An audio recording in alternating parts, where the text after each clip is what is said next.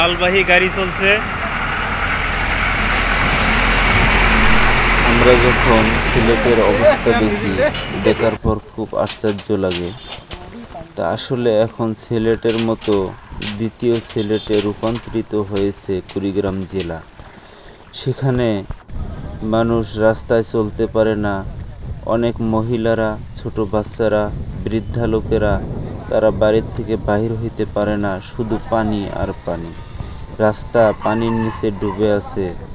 আর সেদিক দিয়ে নৌকা নিয়ে যে তারা নৌকার সাহায্যে চলাফেরা করতেছে।